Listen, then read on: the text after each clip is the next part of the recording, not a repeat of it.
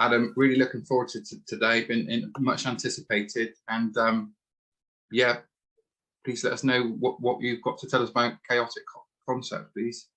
Okay, so so Mark, if you do me the honour of chairing this, then keeping me on track, I try and talk not too long at people, although there's a fair bit of material to get through. I mean, I guess especially for those colleagues, potentially interested members in the group who can't be with us for various reasons this evening, but who'd like to review the recording subsequently. There's a bit of exposition about the ideas in that sense.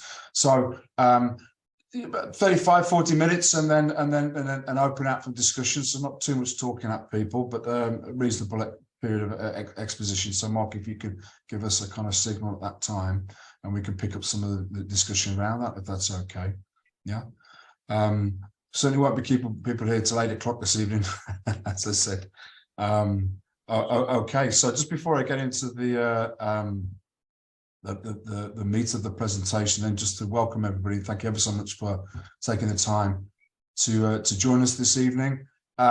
We had an inaugural event of this network, which, as some of you may know, forms part of the wider critical realist network, which has evolved in recent years as a way of supporting and encouraging colleagues around the research community and social science who want to draw upon the philosophy of critical realism in their work. And there are a number of various networks within that broader network, as it were. And this one is focused upon a particular topic rather than, as others are, about a region or an institution even, and so on, as is on the problem of crime, its relationship to security and justice. And so what I thought I would do in this first substantive meeting that we agreed that I would do, having first introduced people at last month's inaugural meeting, where we agreed we'd have a mixture of events.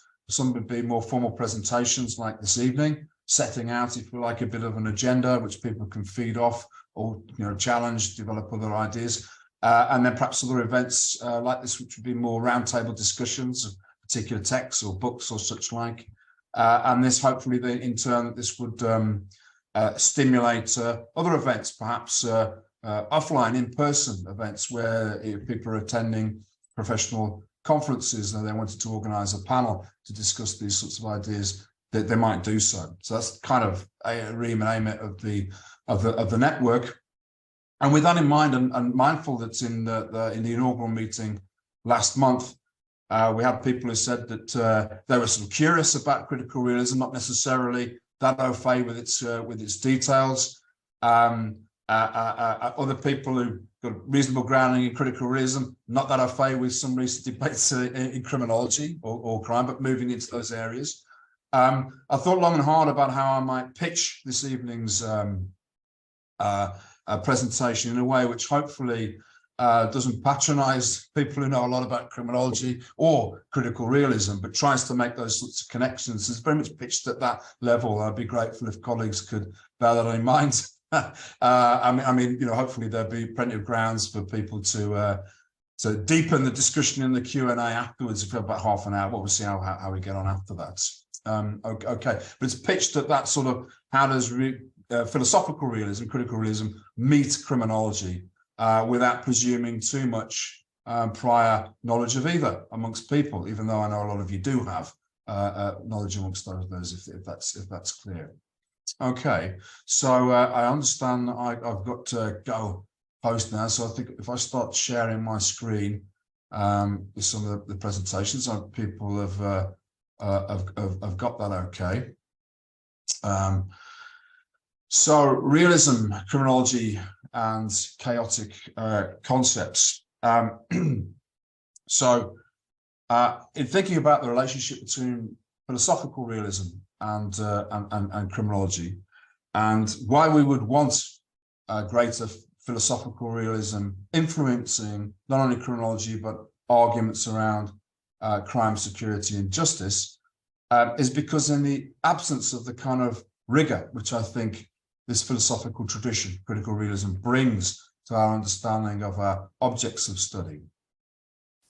There is a danger that we recycle theory failures, bad abstractions, or in the language of critical realism, chaotic concepts, which are, well, we'll go into the further detail of that later on in the presentation, but chaotic in the sense that they're arbitrary.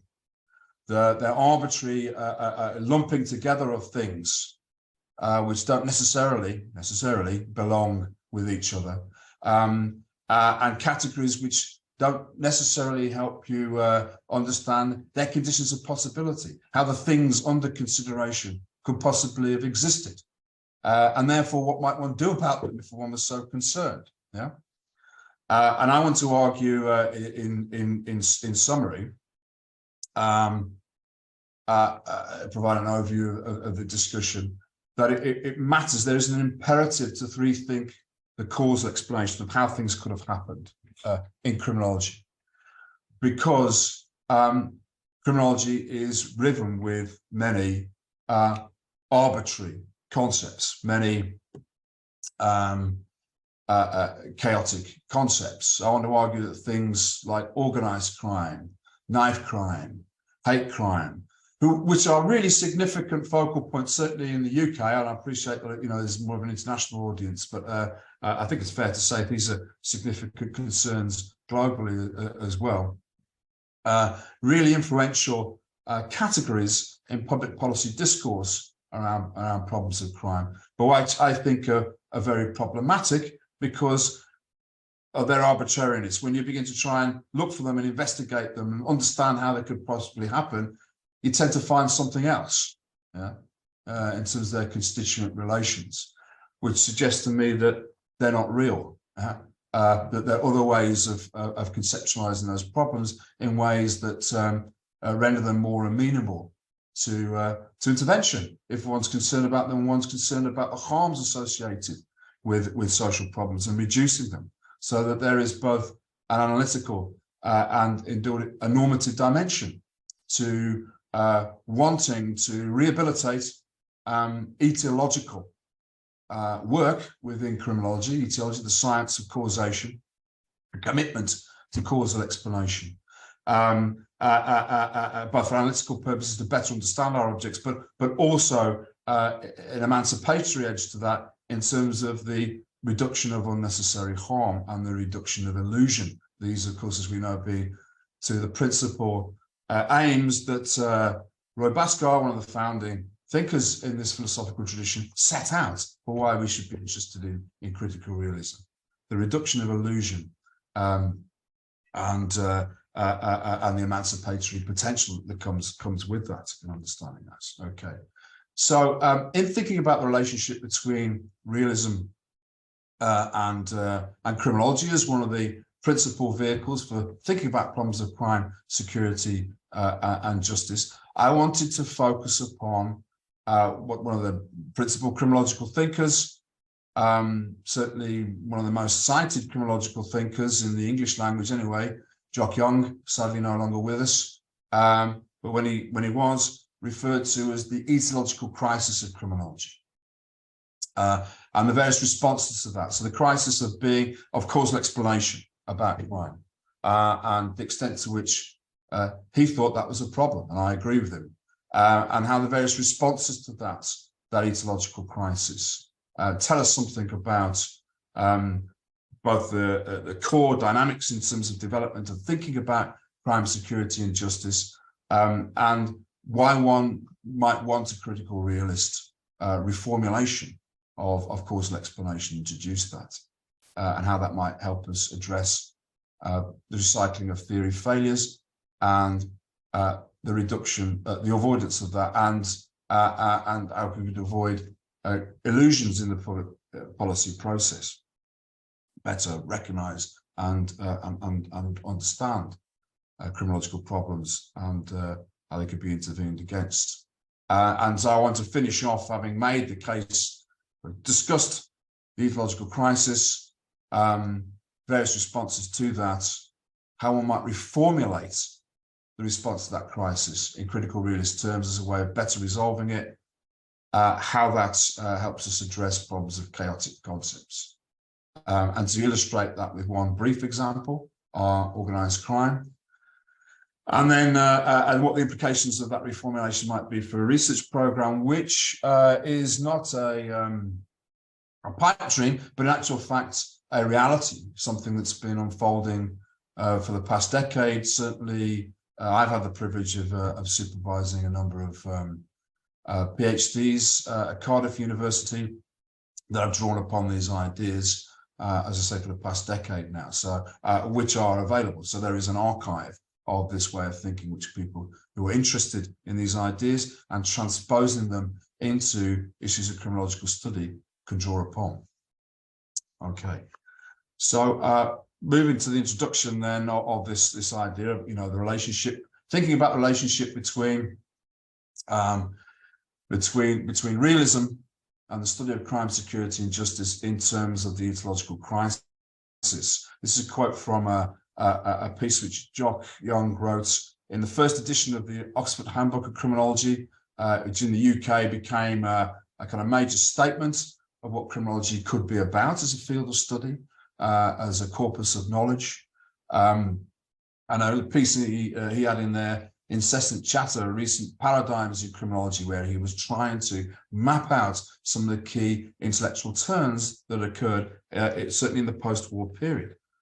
And he starts off with this idea of the failure of the post-war idea, which he characterizes as social democratic positivism, that there is a causal relationship between antisocial conditions and antisocial behavior, and how that broke down, certainly in the UK context, apparently because of increasing crime trends as recorded by the police, certainly volume property crimes and violent crimes, coterminous with, at the same time, as increasing in improvements in conditions of life, full employment, improved housing conditions, greater disposable income, and such like,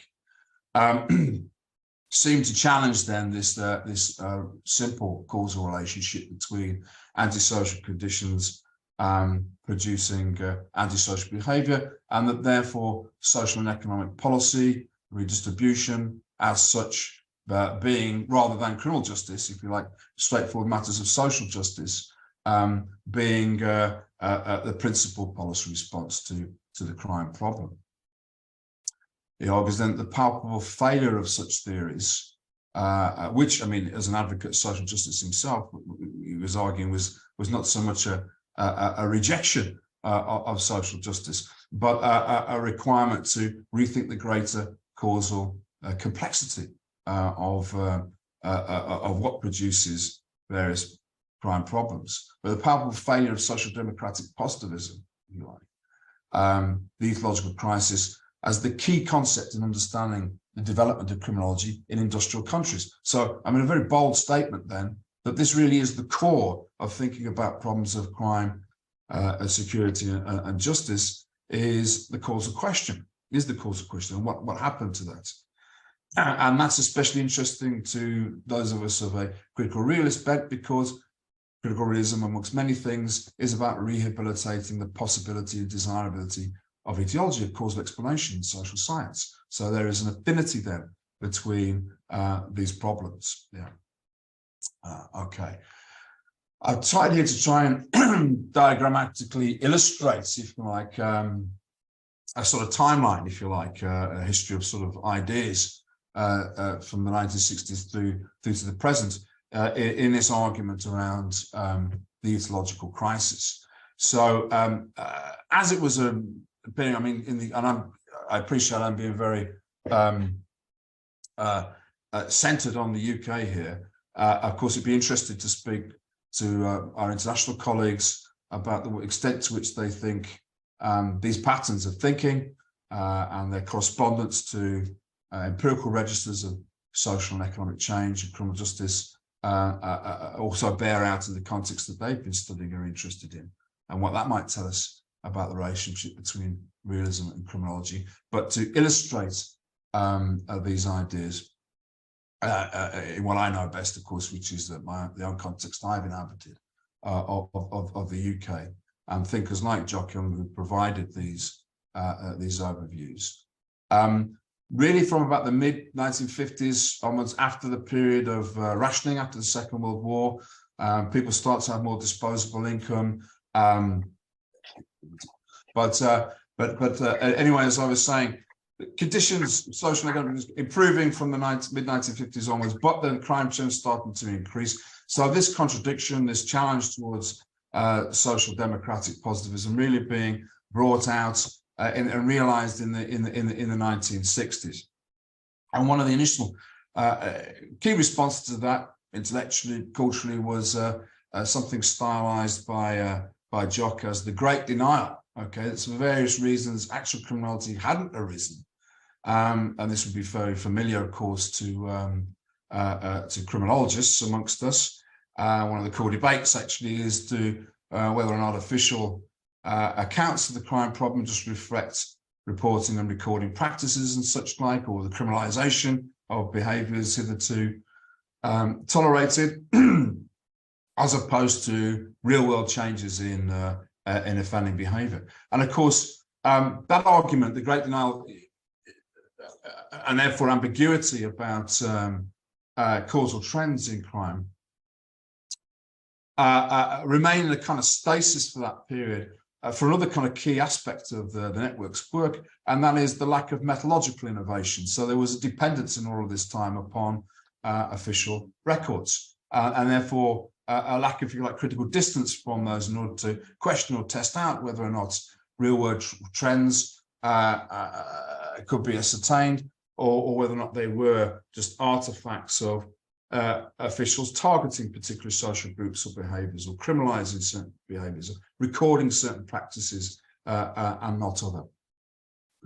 Acknowledging reports from certain victims but not other kinds of victims, and so on and so forth. But it was really with the advent of the self-report study as a major methodological innovation, first in the United States, National Institute of Justice in the 1970s, and then in the UK in the early 1980s, 1982, the first sweep of the British Crime Survey, asking people to report their own offending behaviour and their own experiences of victimisation, primarily for volume personal property crimes, it has to be acknowledged. But there was at least some sort of comparator against official records, and some indication that there may be real-world aspect to increases in offending and victimisation. And that, in a sense, then in turn generated a key response. Then the rival accounts of rising crime, if one is confronted to that, from the 1980s really through to about the turn of this century, which Young stylises in terms of those arguing that it was, once one gets certainly into the 1970s, one might understand increases, genuine increases in volume street crime as an aspect of the increases in absolute deprivation as a consequence of the economic recession, which hit a lot of Western economies, including the UK, certainly after the 1973 oil crisis, and processes of deindustrialization, changes in the labour process, automation of manufacturing, increasing trends of unemployment throughout that decade. In one sense, the older equation between antisocial conditions and antisocial behaviour was now being borne out again, if you like, by the real world conditions of economic deprivation on the one hand, for aspects of volume street crime, but in terms then of crime in the suites, if not in the streets, you know, crimes of the powerful, by subcultures of business which were avaricious, which validated bending the rules inside a dealing on the stock exchange, various fraudulent behaviour, corporate bribery and such like, as a way of getting an edge in the in increasingly competitive capital markets. That was one approach to responding to that. Another, within official criminology itself, reflecting upon the impact of self-report studies like the British Crime Survey, beginning to explain increase in crimes, not so much in dispositions of offenders or the motivational changes for people to become more embark upon criminal careers or offending, but the increased opportunities for victimization, increased availability of goods following the the expansion of consumption, increased disposable income, both in terms of highly valuable, highly portable goods and services, but also leisure activity, expansion of the nighttime economy, expansion of alcohol use and consumption, and the risks that come with that. And how, therefore, one might see that as genuine drivers of real increase, and that how one might respond to that by reducing those opportunities for victimization, often in highly situational contexts. But also then an attempt between varieties of political rather than the kind of philosophical realism that we are primarily interested in. Political realism, which acknowledged the increase in motivation to offend and tried to explain that in terms of inadequate controls on behaviour, admixtures of biological and cultural behavioural predispositions towards offending. I suppose epitomised again in the United States by work of thinkers like James Q. Wilson, the principal advisor on criminal justice to the Reagan administration, for example. Key person articulating the underclass thesis, the culture of the underclass as driving that kind of offending behaviour, and therefore stylized by Jock Young as a politically right realist account of the increased motivation.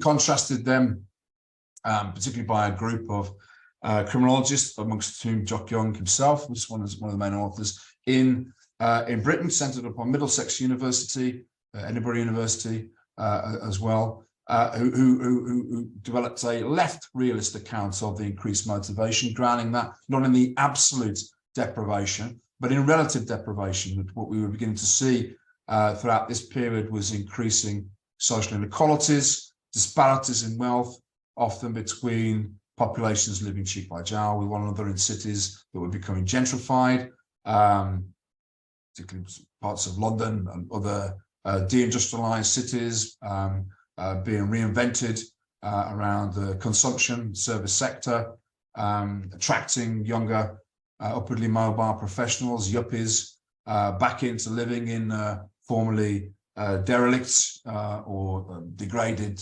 neighborhoods, but with right next to populations that didn't have that upward mobility, didn't have those that disposable income. That was a particularly criminogenic mixture, if you like, for driving motivation and victimization.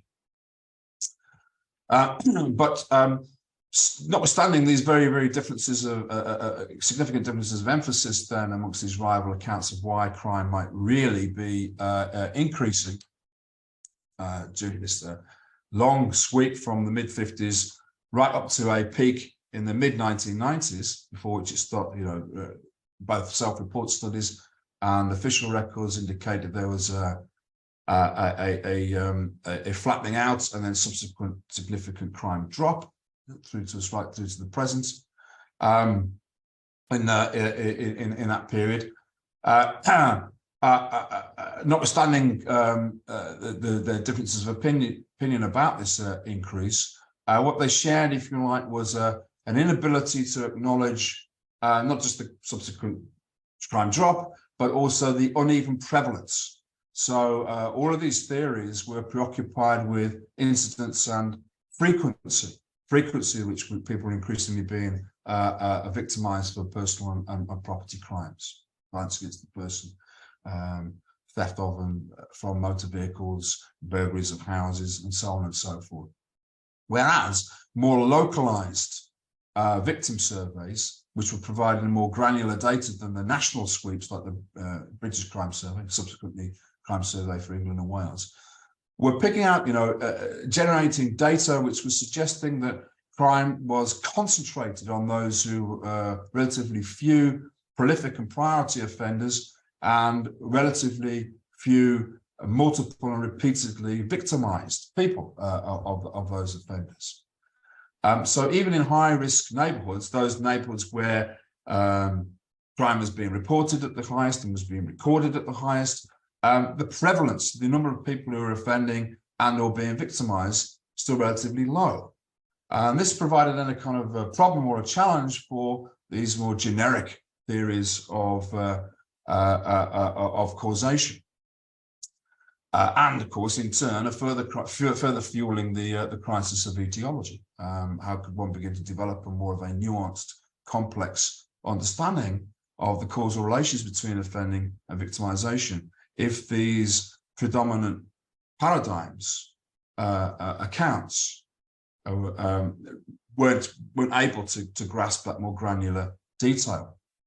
And that sets what I want to argue is that sets the intellectual context for sorts of discussions that we might have as critical realists, but two other responses to that particular juncture once we get into the late 90s, early 2000s, and the maturation, if you like, of these self-report studies and these other data sets around crime, allied with more ethnographic insights and case study research into offending and victimization, suggesting that prevalence, concentration, the uneven patterning, the absences of offending and victimization, even where one might expect it, was becoming more recognized, again, because of some of the more methodological innovation. Yeah? So a key thing driving our understanding of the ecological crisis and the various turns that it has taken is the changing relationship between theory, which I'm primarily talking about here,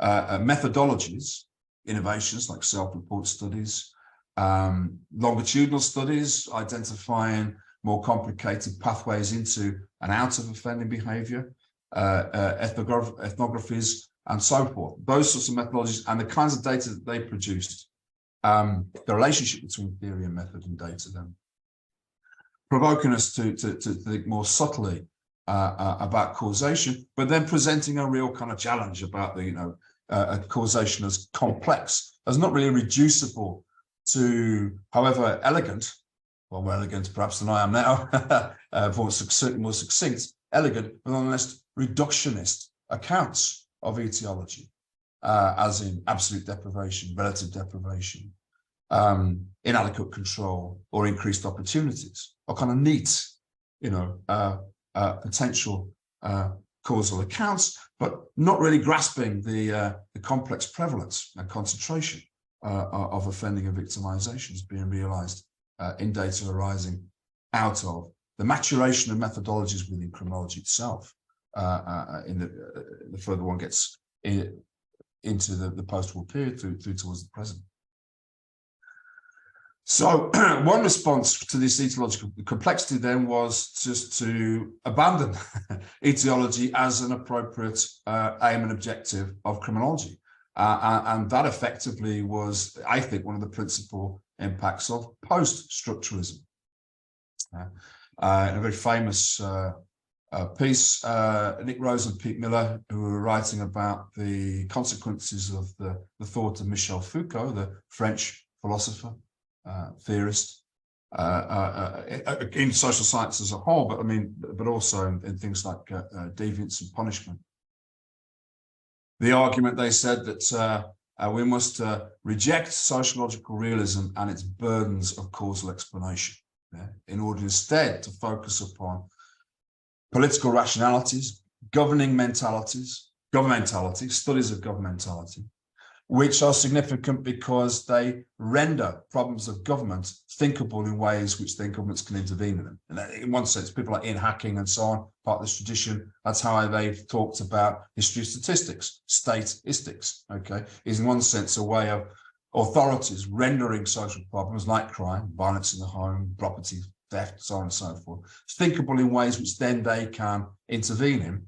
And then the real interest there then is just understanding how those discourses, those governmentalities, change and alter and could render social problems of government thinkable in different ways, okay, without having to nonetheless explain whether what they're true or real or not. Yeah. So in other words, what Miller and Rose and the post-structuralists following on from Foucault did in terms of the broader ecological problem in social science, as well as in criminology, the problematic of the relationship between structure and agency, which has been the main way in which social sciences tend to try and conceptualize causal relations. Their main response to that increasing complexity and apparent cul-de-sac, think of that, was to reject that as a legitimate aim for social science. Okay, social science would not be interested in causal exploration.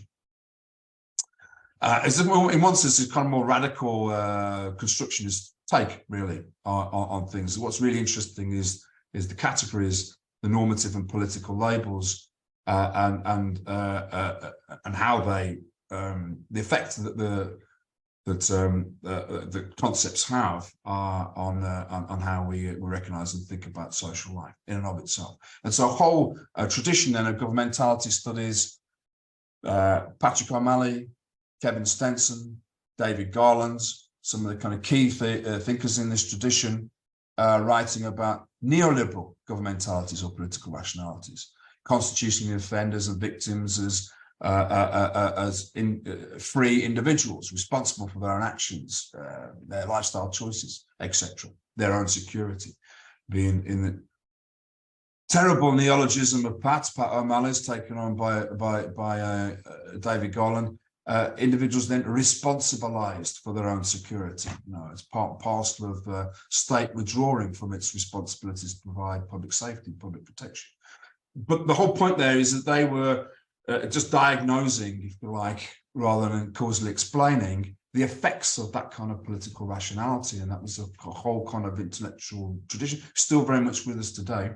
But for the purposes of our group and for this presentation, what I think is significant about that is this post-structuralism, post-structure and agency problematic, is in a sense an abandonment of etiology. But of course, that still leaves the question about why things happen, how they could have happened, unanswered. Yeah. So, and it is in response to that then to come round to the final 2 decades of this century. Then rival accounts of subtle arguments around the etiology of the crime problem, recognition of its drop. Yeah. There's less of it.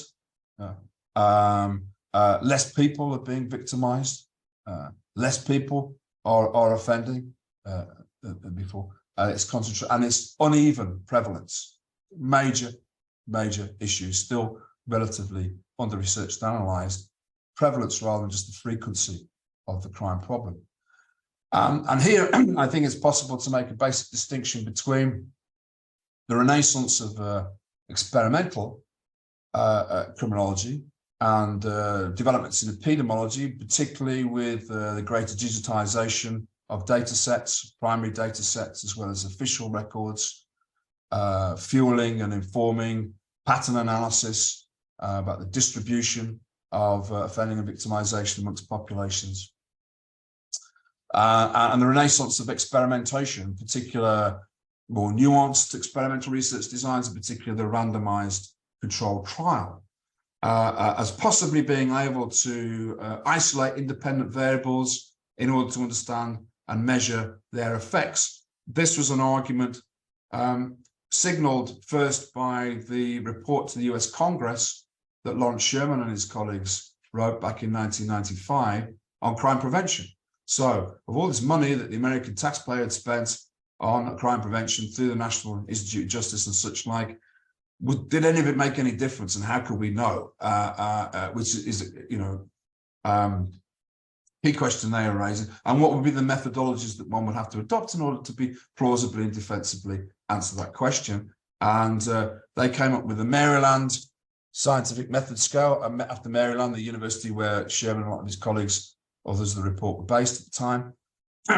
which then regarded the randomized control trial as the epitome of this method that would be, through its procedures, able to isolate independent variables in open systems, a control for the various internal and external threats to experimental research designs, in which one could then more confidently say, yes, this particular zero tolerance policing strategy really worked in reducing levels of lethal weaponized violence on the streets of Philadelphia, and so on and so forth. Yeah, and therefore should be continued to be invested in and supported.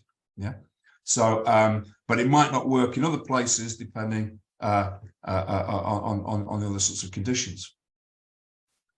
So experimental, the re-emergence of experimentation, and the main rival, I think. Now that I should say that the renaissance of experimental criminology is epitomised not only in Sherman's report to Congress and the requirements which, National Institute of Justice, British Home Office, as major funders of criminological research, then required in terms of, as a criteria of funding to have these sorts of research designs.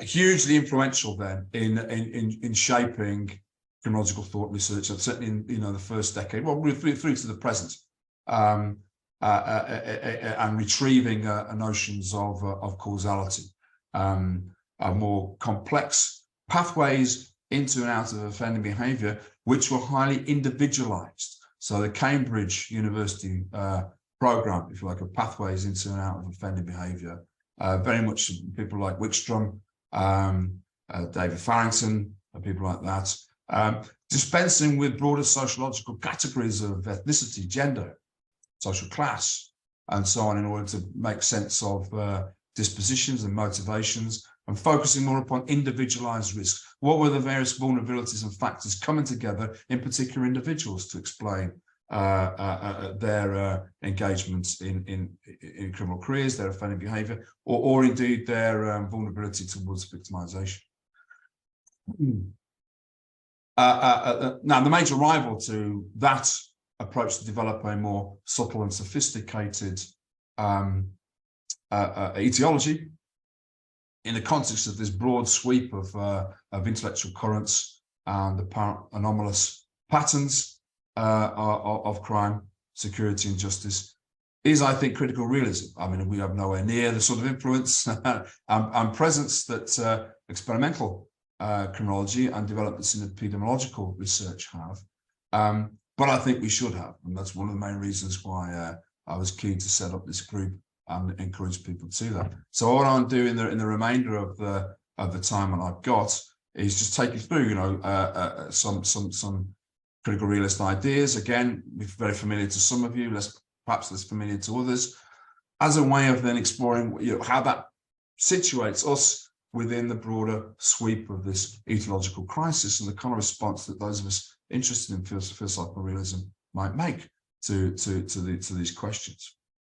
Okay, so to reformulate then the etiological crisis in critical realist terms, the starting point, and I think really the key fundamental difference between experimental criminology and the kind of critical realism, realist thinking that I would recognise and its impact upon criminological thinking, is the treatment of open systems.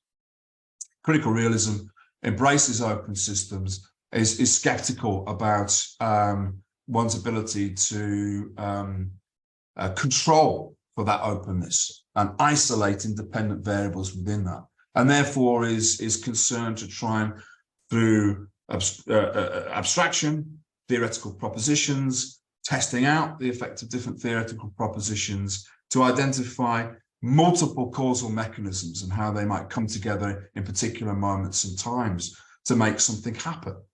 To pose, as Andrew Sayre, I think, is one of the most accessible and eloquent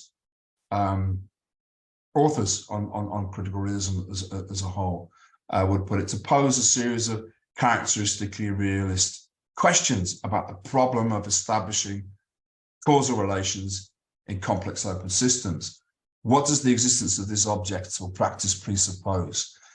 could a certain object exist independently of another, which is another way of saying what is the necessary, or sometimes called internal, relationship between two things, or the external contingent relationship between those two things. Yeah. Could capitalism exist without patriarchy? It's a much higher level of abstraction. Yeah. But I'm going to go and talk in a moment about can crimes occur in the absence of suitable targets? Well, no. Yeah. So in other words, these questions then, what is it about the objective question which enables it to do things? How could it have happened? How is it its conditions of possibility? Yeah. Are questions, as Andrew Sayer reminds us, about necessity, not regularity, which is another kind of key epistemological difference between experimental and critical realist approaches to causation. Okay, the need to distinguish between what can be the case and what must be the case, which can also be illustrated. Again, as Sayer does, in this difference between successionist as opposed to critical realist views of causation.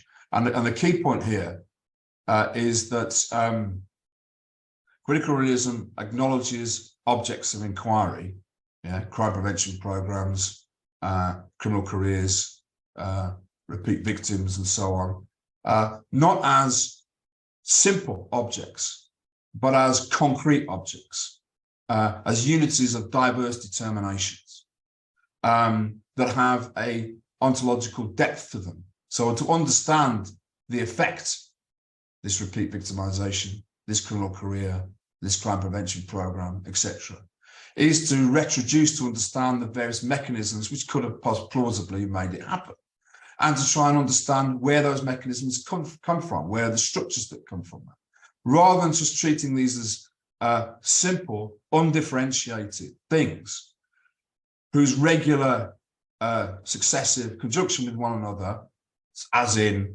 a randomized control trial, which is repeatedly, allegedly establishing that aggressive street policing strategies reduce firearms-related fatalities on the streets of certain American cities. That regularity kind of concept, it replaces the critical realism, challenges that basic idea. So, the key difference then in dealing with the ecological problem from a critical realist point, as contrasted with an experimental point, is A, the treatment of open systems, the inability to isolate independent variables, and B, the treatment of the objects themselves as being stratified, as having ontological depth, which can change.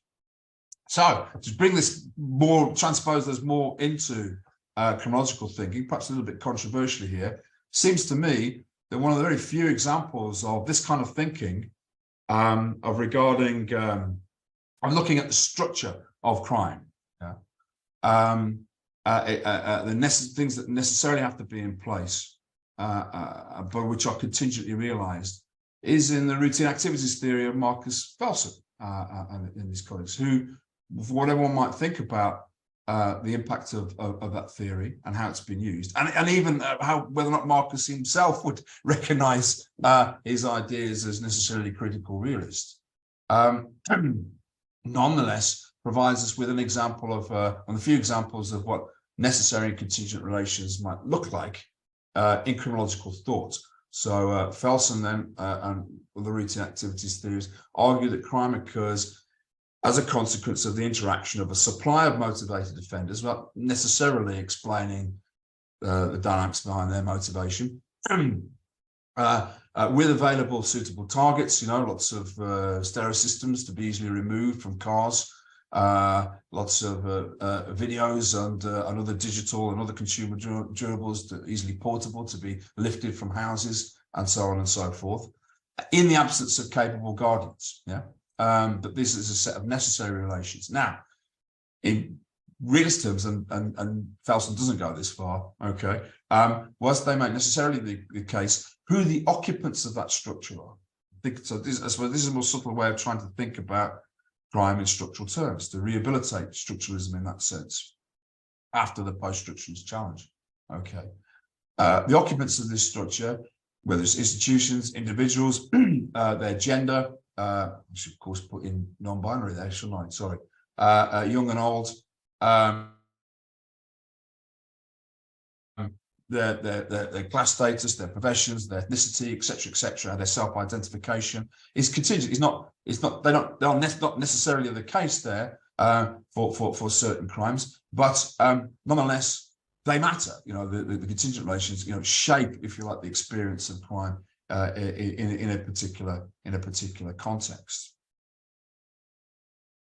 Which leads us then to the methodological challenge. If for experimental criminology, their development of more subtle causal accounts is in the randomized control trial. That's its kind of method of articulation, if you like, the isolation of independent variables, controlling for open systems. What does the kind of critical realist program look like? And again, this is, I think, a very neat visualization from Sayer, from his 1992 book, Method in Social Science, a Realist Approach, identifying different research strategies and why they differ from one another. And that is really about establishing through abstract research, as I've just been engaging, I suppose, really throughout this presentation, what the structure of crime or a particular crime in a particular place might look like, you know, and why might it generate particular causal mechanisms to produce certain effects. How, given other structures or the context of crime, may generate other mechanisms producing other sorts of effects. But, you know, so that abstract approach to research is to taking the concrete in thought, which is pretty much where, I come on to in a moment, the policy process begins and ends. Okay, you have a problem with hate crime, you have a problem with knife crime, you have a problem with organized crime. Okay, whereas critical realism only takes that as a starting point and say, well, through abstraction, how could that possibly exist? What are its causal mechanisms? How might it have an effect in a particular place? And in the process of posing those questions, we might realize that actually, in fact, we can't find it. We can't find hate crime because when we looked at its possibility, we see something else. We see racism or sexism or classism, class bigotry. And then these are very different dynamics. Yeah. Instead of shoveling them all into the same category, which lose that kind of those mechanisms and how they might produce that. Okay, so we start through those kind of processes of abstraction in order to then revisit the concrete, but the real concrete then. So the real problem is racism rather than hate, because one can understand the relations of power that could possibly have caused that social problem, that harm. Yeah, there's a better way of doing it. I'll give another example in a moment when we get on to organized crime. So for us critical realists, then abstraction as a precursor to concrete research to establish the real concrete relations, yeah, is preferable to generalization, which doesn't treat the problems, effects, as stratified, as unities of diverse determinations. It treats them as simple. It stays at the point of the concrete in thought, hate crime, and tries then to measure this through various surveys, epidemiological data or patterns, without necessarily questioning the ontological status and meaning of the thing itself. Is it really a thing? How could it have occurred? How could it be possible? Yeah. So the research program then emerged out of this approach to etiology is abstraction and concrete analysis and against generalization. Okay, precisely because effects are stratified, are unities of diverse determinations, have a contingent element to them. We wouldn't necessarily expect them to be replicated in different contexts where causal mechanisms may be coming together differently to produce their effects differently. Yeah, and we should acknowledge that in open systems, that is highly likely that there would be that variation in diversity. You know, it would be very odd to find to replicate relations in open systems. Yeah, they wouldn't therefore necessarily be open. We do not live in laboratories in that sense. Okay, but then finally, synthesis. You know, how through the accumulation of concrete studies of crime problems, we can then maybe begin to establish what sorts of causal mechanisms transcend context and those which are context dependent. And that is, I suppose, a particular issue then for comparative research itself, a kind of major issue at the avant-garde of criminology in the present, where there is a concern over the mobilities of crime across borders, across localities, placing a premium on understanding of how convergent or divergent problems of crime, security, justice are in so-called conditions of globalization. Requires that kind of synthesis, okay, but built up through case studies of concrete studies. Yeah. Okay, so coming towards the conclusion then of the final section of my presentation this evening. Just to reiterate, why I just want to re-engage then, argue with experimental epidemiological tendencies within contemporary criminology for a critical realist approach to issues of crime, security, and justice, which wants to rehabilitate etiology rather than just abandon it as the post-structuralist subject. Yeah. Why do that? As I mentioned at the outset, then I think that is an imperative, not just in terms of basic research interests in providing a better understanding of account of our subject matter, but also has an emancipatory potential, the reduction of illusion and unnecessary suffering, the kind of unnecessary suffering that comes out of the recycling of theory failures and chaotic concepts, okay, which is one of the kind of culmination of this then. So a chaotic concept very neatly defined by Sayer then as something which arbitrarily divides the indivisible and lumps together the unrelated and the inessential, thereby carving up the object of study with little or no regard to its structure or form. So I've discussed, how we might think about the structure of crime in various ways through various internal, external relations, what is necessarily the case for certain types of crime to occur, what is contingently the case, but nonetheless might be important to explain its causes. That kind of thinking, that ontological thinking or grasp of the subject, is a necessary precursor to developing rational abstractions about what is the structure, what are the causal mechanisms that produce it, how do these causal mechanisms come together in particular times and moments to make the problem in question possible, yeah? As opposed to chaotic conceptions which stay at the level of the concrete in thought, possibly, I think, because of the proximity in criminology's case to the policy process and entrepreneurs advocating a problem which sounds like it captures something important, hate crime. Who could possibly be against hate crime? Isn't it kind of regressive to be against hate crime? My point is no, it's more progressive to be in favor of anti-racism or anti-sexism, because they are the real problems, not hate, okay? Hate is, I think, chaotic conception because it is divorced from a set of rational abstractions and investigation of the structure of hate, whatever that means, and how it is possible. Yeah. What you actually discover are other causal relations, I would argue. Yeah.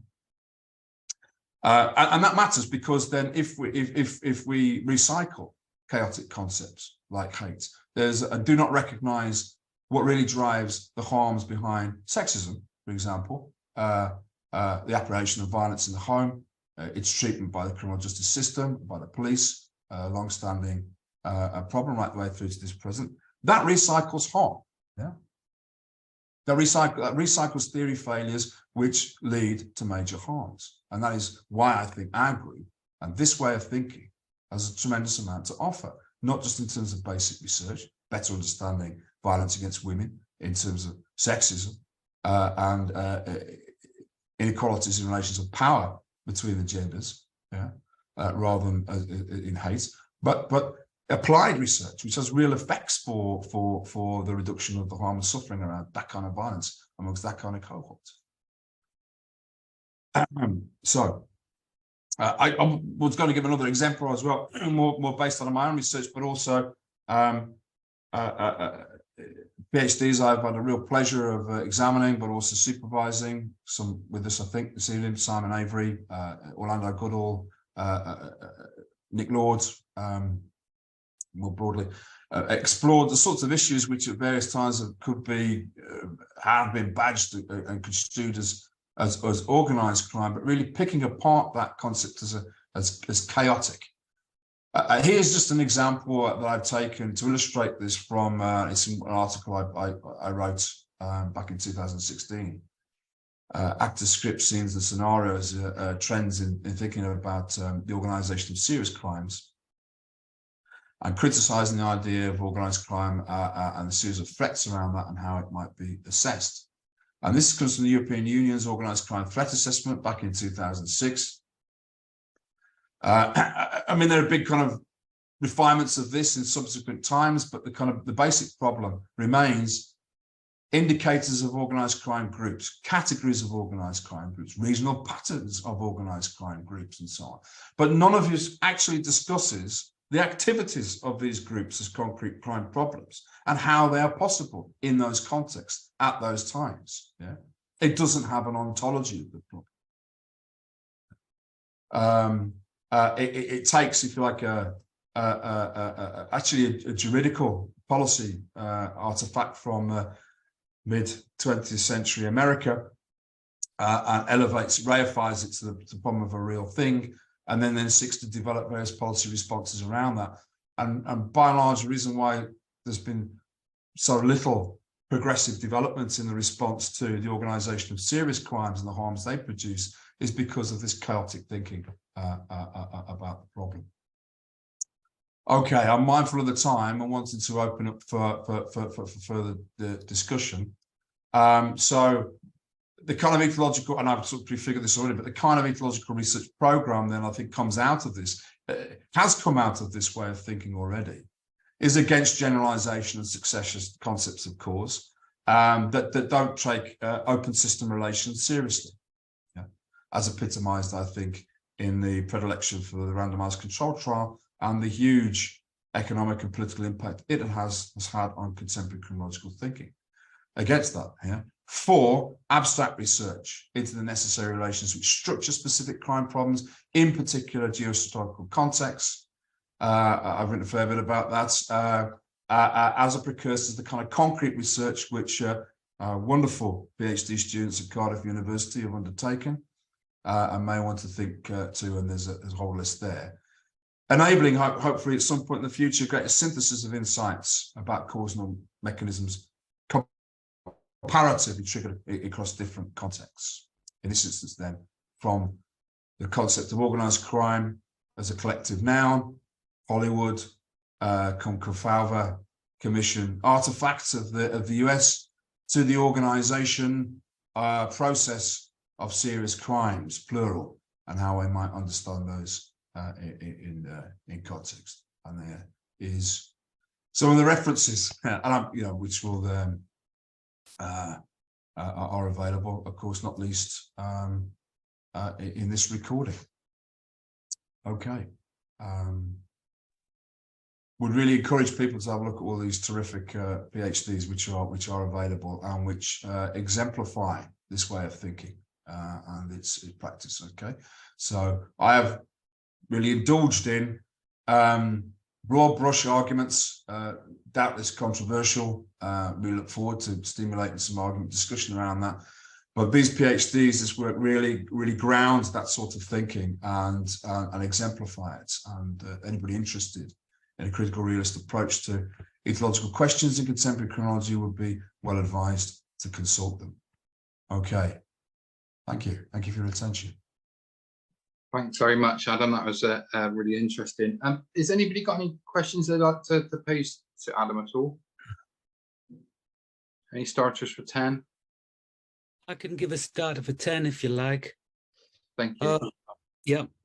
Adam, thank you. That was an excellent and expansive presentation. And speaking as someone that had the pleasure to be at Middlesex in the 80s, that took me back a little bit and prompted some thoughts, really. And it prompted some thoughts about the similarities and differences within that left realist school. Which perhaps, you know, if you were going to expand on this presentation, I kind of wondered about the absence of Roger Matthews and his last book in 2013, which takes a lot of critical realist ideas and applies them to left realism. And indeed, John Lee's response to Roger's book in terms of how we might expand on the square of crime. And that's something that maybe is a task for critical realism that's coming from that left realist tradition.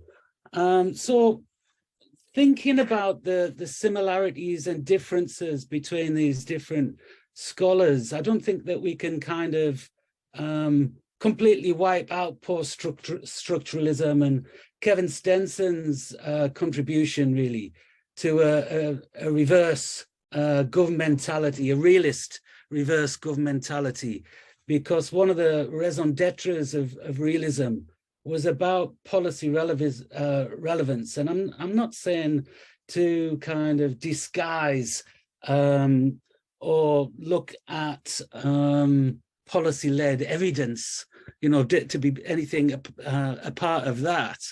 I'm talking about if we get so hooked up into what may be accused of rarefication, then with kind of structural causality, then is there any room for policy innovation, as it were?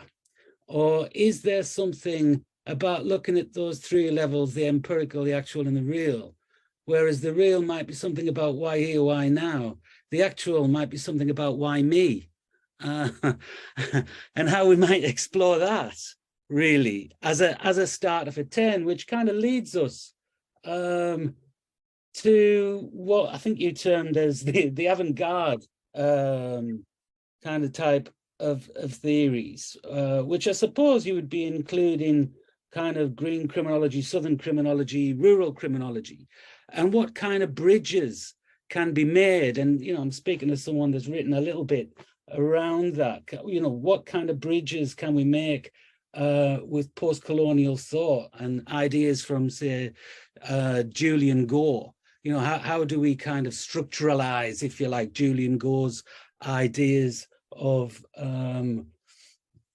strategic commonality of difference as a strategic input into the real? Just some thoughts. I really enjoyed your talk, by the way. Thanks, but lots there, loads, 4 or 5 points there. I was a co-author with Kevin Stenson way back when, and we kind of went our separate ways in 2005 when I wrote the piece with Gordon in theoretical criminology, where we were introducing our take on CR, necessity and contingency. And you know, I'm a tremendous respect for Kevin, Pat O'Malley, that whole kind of tradition, very rich, you know, a granular take on political rationalities and changes, if you like, in official thinking about the crime, construction of the crime problem.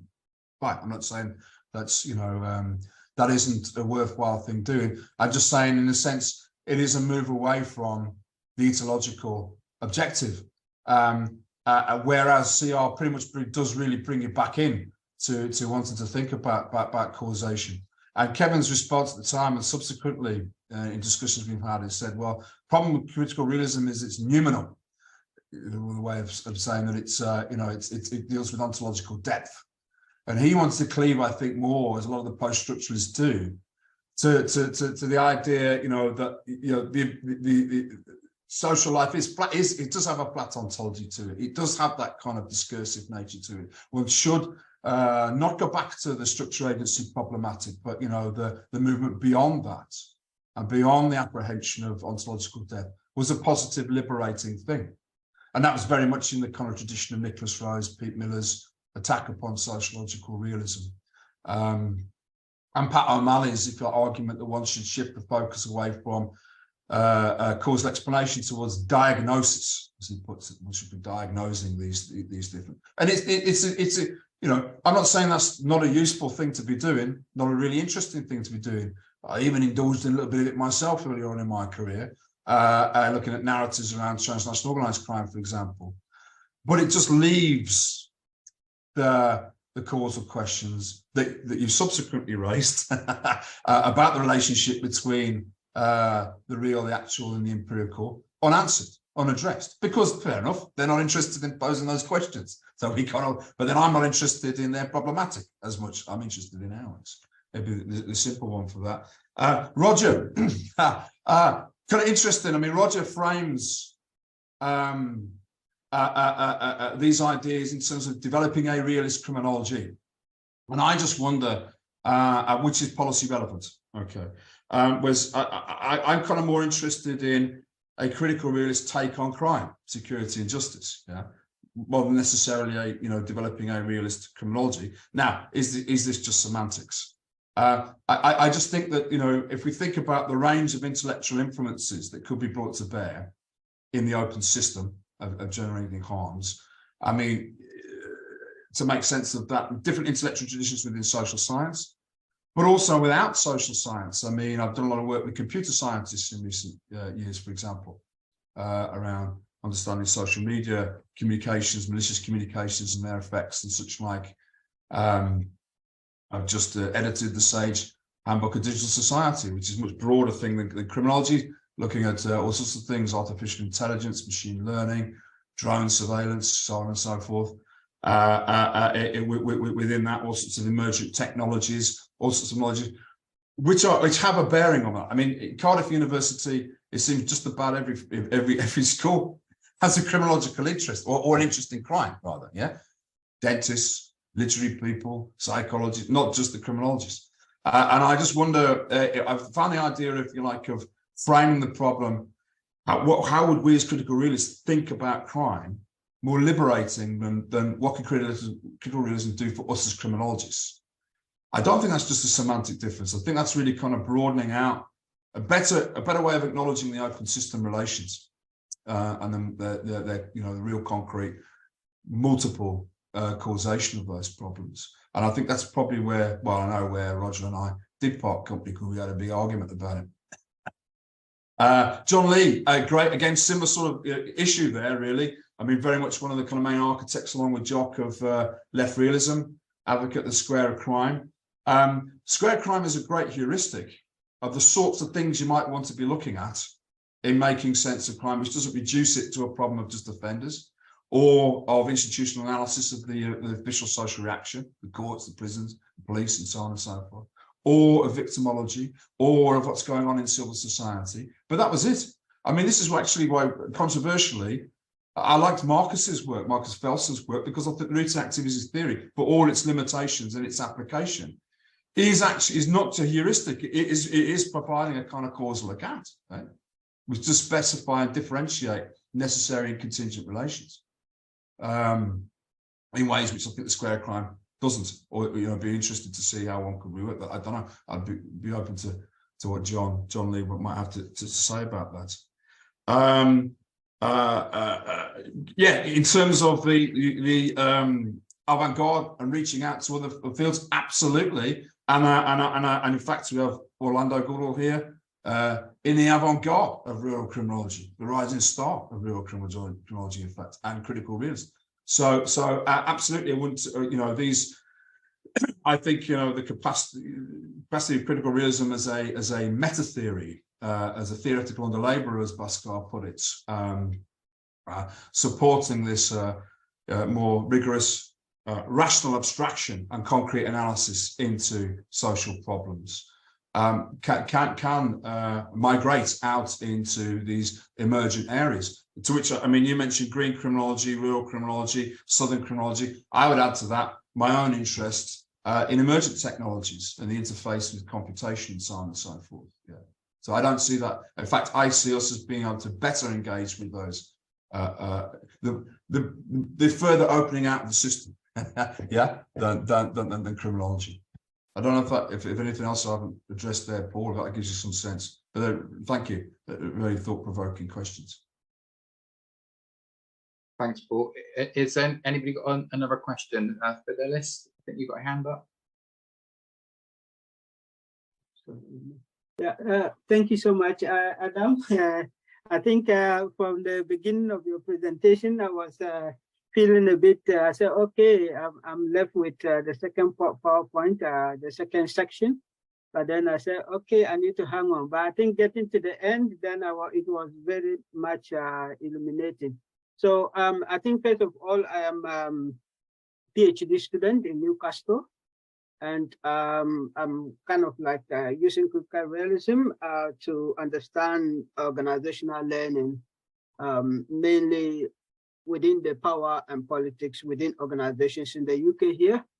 So I think even though I'm still at the early stage of my research, but I think where I got more fascinated was where you use Sayer's work in terms of chaotics, and when we try to find the particular structures and mechanism.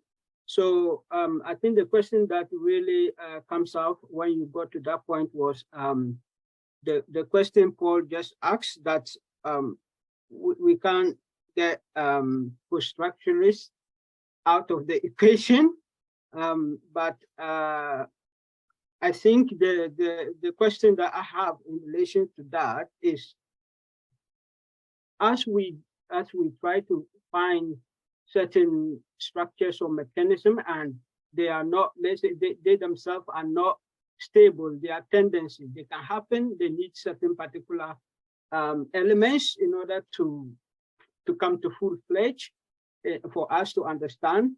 So, but how do we, I mean, Paul asked in terms of policy making, how do we see these causal mechanisms and make policies to address them, for example? But one question that I would relate to my area and will seek for your position in that is that as we identify these chaotic and indeterminate factors, which are also causal, how do we ask ourselves as institutions or organizations or crime fighters, let me put it this way, how do we learn from those factors that policies are not able to assess and evaluate and address? Is it possible that we simply organizationally learn from them, or we just let them go because policy can't nip them in the bud, for example? If I could come in there, thank you, Fidelis. I mean, I think one of the most, I didn't talk about it in the presentation, actually, perhaps should have done so much to cover in one sense, but the work of Nick Tilley and Ray Pawson, I think, is instructive here. And Nick did a terrific study of interventions against domestic violence, you know, and as to illustrate this, you know, that compulsory arrest, if you like, of a perpetrator of domestic violence as a way of reducing the harms associated with violence in the home. To make the point that rather than having a kind of randomized controlled trialing of, you know, how often did that reduce the violence or the reoffending, yeah, instead he set out a series of theoretical propositions. So it's to directly answer your argument, the way in which we get some purchase on this is through abstraction, through theorization, through debate and argument around that. And he said, oh, well, you know, what would the self-same mechanism do? How would it work in a very different context? how would it work in the context of relatively economically independent, of invariably female victims who are not that bothered about as it would become through the courts, a public airing of their private troubles and domestic violence. Okay, then that kind of automatic arrest would be very liberating because it would give them confidence to report that. Yeah. But how would that self-same mechanism work in amongst groups of women who are more economically dependent upon their spouses, who are part of communities where that kind of airing of that sort of private trouble would be problematic for them and their families and their reputation? The certainty, the compulsion to arrest might have the exact opposite effect of decreasing rather than increasing reports to the authorities. Okay, now that is a so Nick Tilley just outlines all these different theoretical propositions about how the self-same causal mechanism would have alternative effects, were triggered in different contexts amongst different groups. Yeah. So, and which is another way of talking and thinking about how one grapples with the problem of open systems, right? It's through theoretical propositions and the testing of them out, because you're never going to empirically exhaust the open system. Otherwise, it wouldn't be an open system. Yeah, but you just, you try to saturate it as best you can through the use of abstractions and the subsequent revisiting of the real concrete. Yeah. Bhaskar talks about judgmental rationalism as a way of arbitrating between rival accounts of causal relations in open systems. Okay, can the one we have at any one particular moment in time does it explain more of the problem, more of the anomalies of a problem? Yeah, more of the different outcomes of a particular problem, as illustrated in the Nick Tilley case. Yeah. So I think that's my response, Fidelis, to the question is you're never going to have, as Bhaskar reminded us, an exhaustive account of the social or a particular problem. Yeah, it's an open system. We gravitate towards to try to saturate that problem as we can, mindful of the fact that the system itself is changing, is evolving. Yeah, we're just thinking, about the impacts. One of my current major interests of emergent technologies, digital technologies, and how disruptive they are of relations and problems to govern those in terms of malicious communications, mental health problems, people being groomed online through social media platforms, for example. There's all sorts of really kind of significantly changing the terrain of policing and effective control around that. Tensions with freedom of speech and so on. So that's just by way of suggesting how the terrain itself, the open system, is dynamic. It's not fixed in that sense, but we try and ascertain what its structural properties are at any one particular moment. Yeah, and how that might shape the impact of causal mechanisms. I don't know if that answers your question. Okay. Thanks, Fidelis. Is there anybody else who would like to pose a question to Adam?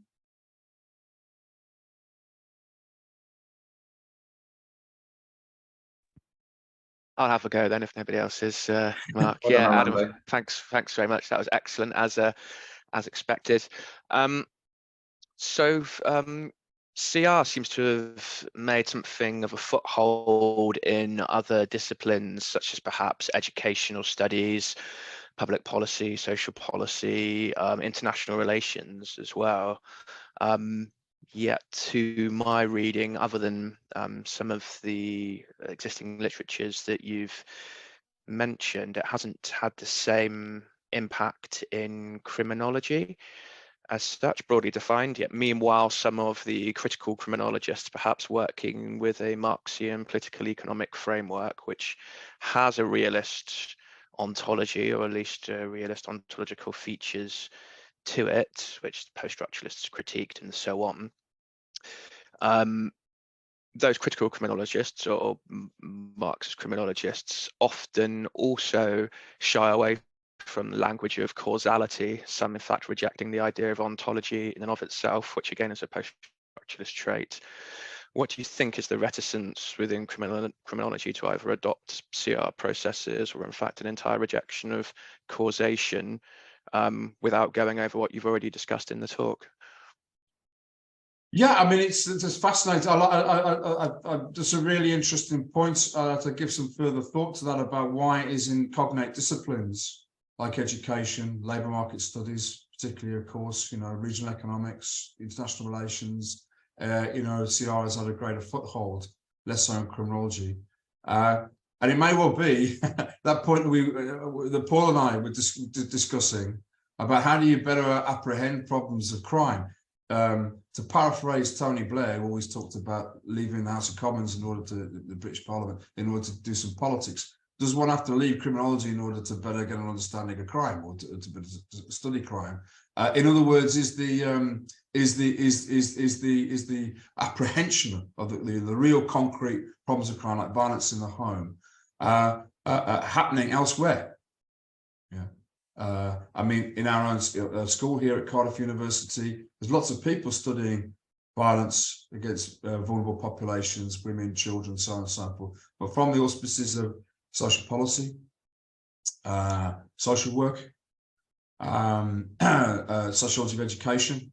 So that kind of work is going on, but they don't see themselves, don't want to identify themselves as criminology, because criminology for them has connotations of criminal justice studies and correctionalism and so on and so forth. I think that's unfair, and it's very interesting that Jock Young, John Lee, Kevin Stenson, a lot of the people we've been discussing, Pat O'Malley, all very clearly self-identify as criminologists, but they are interested in staying within the camp and radicalizing it.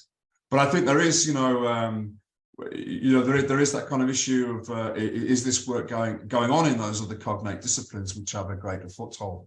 And there's a kind of I think it's also the effect of signal publications, access to research grants and monies, the work of groups like this. I mean, I'm surprised that a network like this didn't already exist. We're setting it up.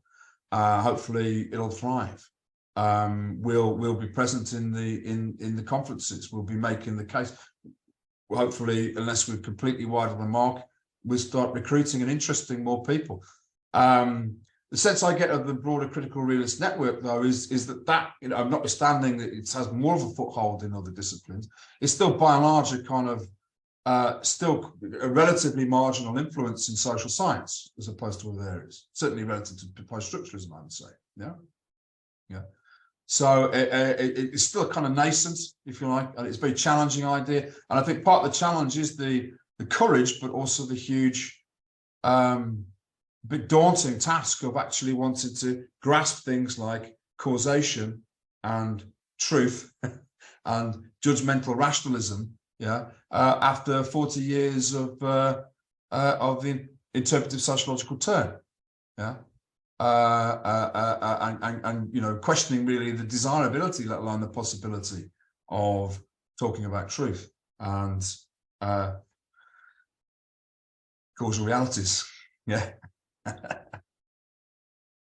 So social science itself is still pretty much structured in terms of positivist and interpretivist paradigms, and that kind of paradigm war which rages on in the States. It gets reflected in grant awarding bodies, the journals, and how they're, the gatekeepers in the journals. And if you're not part of those two schools, as I've said to you, as you know, Orlando and Simon and many others, to be a critical realist is not to make many friends, right? It's tough being a critical realist. I mean, you're going to offend a lot of people because, in a sense, we're not just, making points on the outside. We are going for the jugular of both the main two dominant paradigms, as inadequate. That don't win you many friends, okay? That doesn't get you many grants. It doesn't get you into many journals, and you have to work damn hard to do that. Still, nonetheless, my fellow Jedi, I would encourage you very strongly to keep the program, because the prize at the end of the day will be a better, more emancipatory social science, which more effectively reduces illusion. Thanks, Orlando. Has anybody else got any other questions? Sorry, just to ask, the conference, I think the conference in Manila, was that what Adam was mentioning about, that you'll be part? I was just talking generically, Fidelis, about if people wanted, a panel at various conferences. I mean, most obviously, lots of European Society of Criminology, British Society of Criminology. I mean, I'm mindful of people, other parts of the globe, where Corey is and so on and so forth, the different conferences. But I mean, if American Society of Criminology, or, there are opportunities, if you like, to have a panel to discuss, these things which we might support. It may well be that the critical realist network, of which this network is a facet, we'll have conferences as well, and that would be in one sense, I guess, a more kind of supportive and encouraging audience, albeit from people from very different intellectual traditions and interests in transposing critical realist ideas. So I didn't have a specific conference in mind, no, just the very idea, if you like, of this network maybe supporting people to put on panels discussing these ideas. We're the group really to evolve and thrive on. Thank you, Fidelis. Any other questions?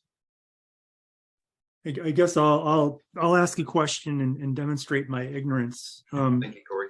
I was intrigued by the example you used on hate crime, as a category, and as you work through kind of within the context of it being a chaotic concept or a bad concept, that instead it's racism that really has more of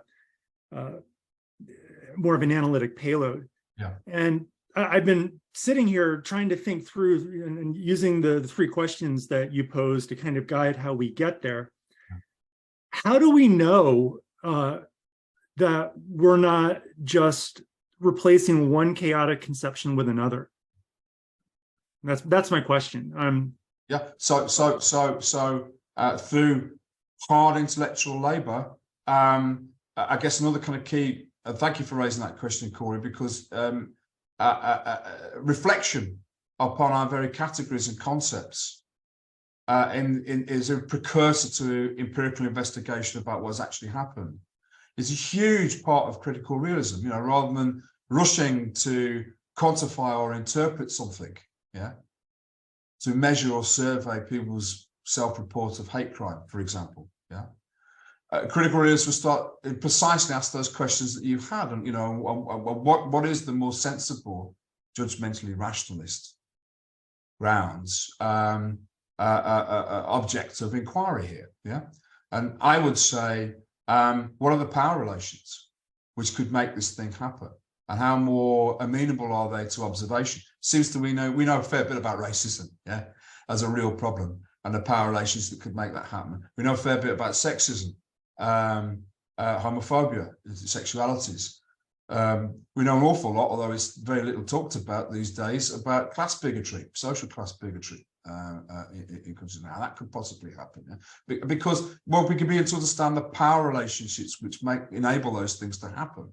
When I think about hate, I just don't know where to find it. That when I look for it, isn't racism or sexism, or albeit, because people talk about intersectionality, don't they? The particular experience of sexism that, say, a middle-aged black woman would experience, as opposed to an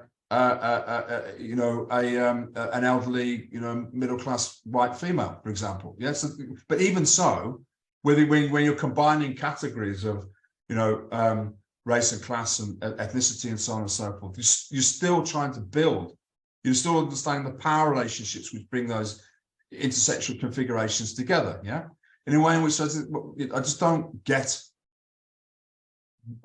how hate is possible.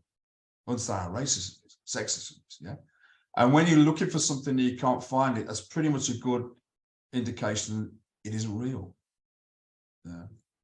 Actually doesn't exist. Now, that's not to say that the sorts of things that the advocates of the hate crime concept are coding as hate are not really important things, right? It's to say, but in actual fact, really, They're about racism. They're about sexism. And that, of course, raises a really important point about the role of chaotic concepts or useful idiocy in the policy process, precisely of diverting people's attention away from power relations, which are very difficult ways to intervene against. Yes, you know, I mean, chaotic conceptions are very useful. Who could possibly be against hate crime? Yeah, who could possibly argue that knife crime isn't a bad thing? Yeah, but in actual facts, you know, doing something about it, really doing something about it, yeah, would require reformulating that as problems of sexism and racism. Yeah. And we tackling the power relationships which are at play there. There's a lot of people in the policy process not interested in. But no, but the broader point is, I mean, I wouldn't dream of giving you, and it wouldn't be a critical realist approach, Corey, to give you a formula in answer to that question. It's a process, isn't it? It's absolutely, it's precisely through these kind of discussions and the hard intellectual labour around these categories. Well, is that, you know, on judgmental rationalist grounds, is that a meaningful, you know, can we, you know, if we investigated this, if we tried to understand its structure, its constitution, its effects, we could plausibly do that. Yeah. That's the labour, yeah. Thank you. Was that okay, Corey? Yes, thank you. It was very helpful.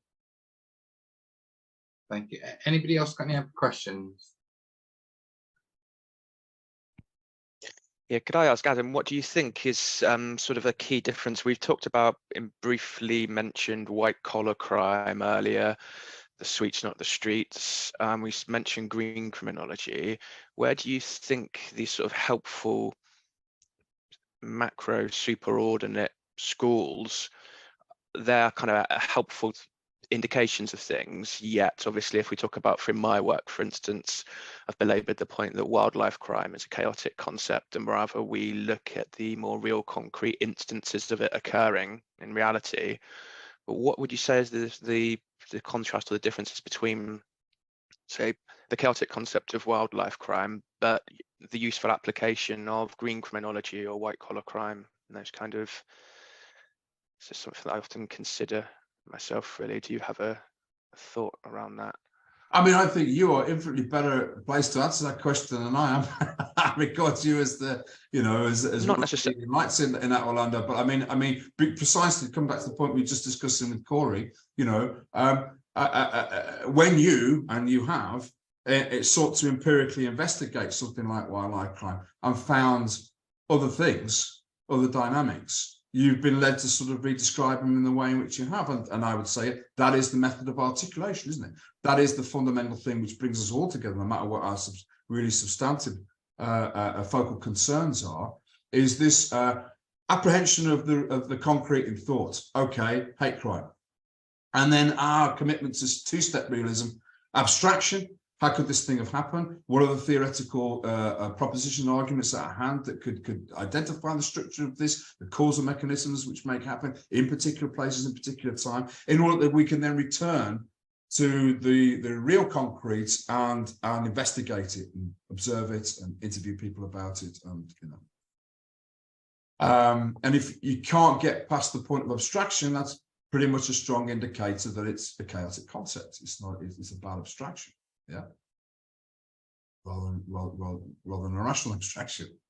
Yeah. So, and that's kind of a core piece of intellectual labour, you know, which we have to go through, however you want to carve up. I love that term from Sayer. Yeah, the social world in various ways, yeah? Which are less rather than more arbitrary. Yeah, they're not our thinking about the organisation of serious crimes or you know, crime in the countryside, the assessment, the threat assessments of the organisation of serious crimes, the reproduction of drug control regimes in Japan, if David is still awake and with us, and so on and so forth. Our work on that is not arbitrary, precisely because of all of this rigorous, sometimes grueling, but ultimately rewarding intellectual labour about abstraction. Yeah. How could this thing have existed? How could it be? Rather than, if you like, the post-structuralist, this is a meaning in use, what does it do? It makes us think about things in this way. Okay, fine. That's not an uninteresting or unimportant point.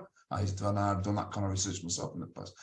But it doesn't help us understand the reality of the problems or how they could possibly exist. Yeah.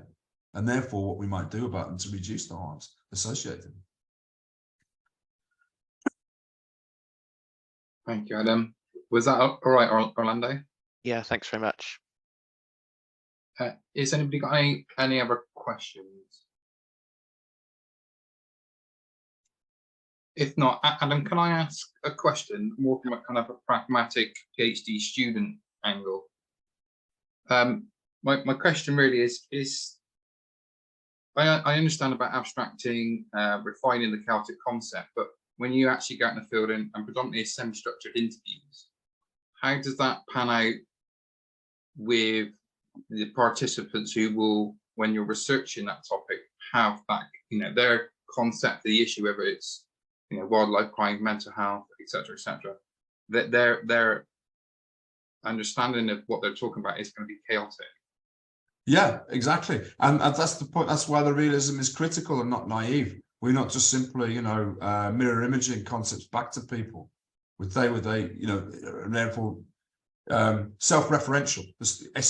Critical realism helps us escape self-referentiality, precisely because it gives us the concepts to have some critical distance from concepts which are in use, or meanings in use, or popular in use, you're powerfully in use in the policy process. Yeah, I mean, you criticize the concept of hate crime, at your own peril, right? And for all sorts of reasons, normatively, politically, in terms of access to resources.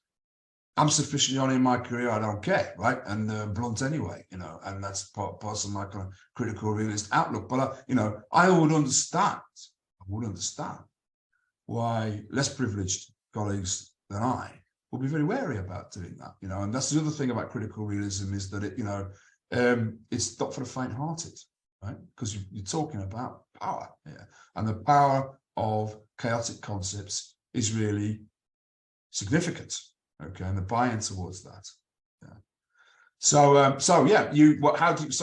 other words, what do you do about it? Well, you have your intellectual hinterlands, you have your discussions with this network, you have me as your supervisor, you have your own reading, you have your own theoretical propositions around that, which are giving you that critical distance. Yeah, think around the problem.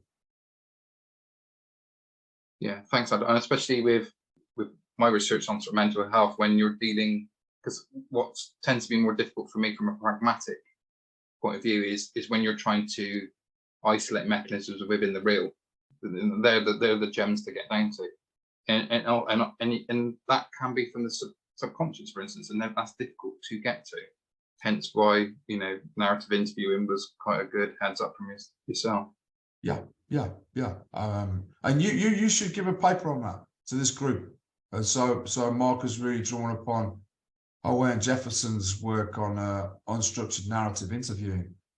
The deep diving interviews. It's thanks, Paul. Thanks for coming, and hope you'll come along to our next meeting. We'll be in touch. Maybe give a presentation if you're yeah, sure. Thanks. I really enjoyed it. Thank you. Would really welcome that. Sorry. Yeah. So. I mean, just to finish off, then, where do people want to take these things? I mean, I think it would be great to have this kind of format if people have found it interesting. I really don't want to dominate things, but I could. I've got another couple of presentations I can give along.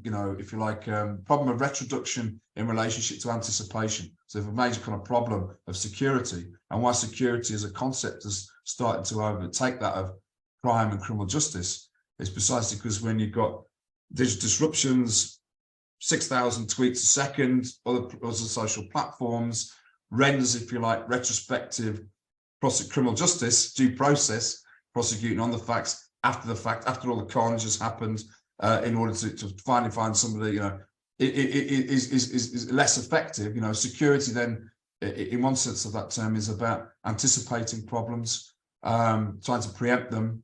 Is that ever justifiable? How can one not do that, given some of the kind of challenges raised by emergent tech? For critical realists, though, that future orientation is interesting, isn't it? How does it sit with retroduction? We have to, and so I'm interested. I can do something about that. Emergent tech, anticipation, security, implications of that.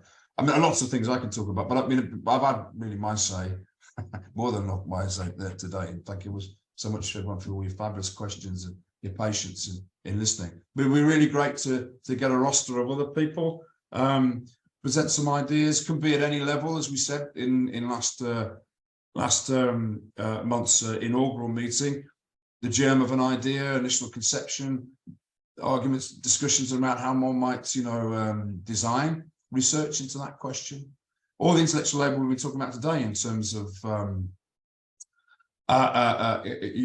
apprehending through abstraction, what is real and what isn't, might not be, through to, how does one work with empirical findings and then link them back to critical realist propositions? How does one write through at any kind of level, would be really useful to and open to inviting people to present some ideas. So, that would be useful, wouldn't it? I don't know, Mark, so Mark, I really couldn't run this group, without his fabulous assistance. He's really the key person there. And so thank you, Mark, not only for organising today's event, but for all you're doing for keeping the network going.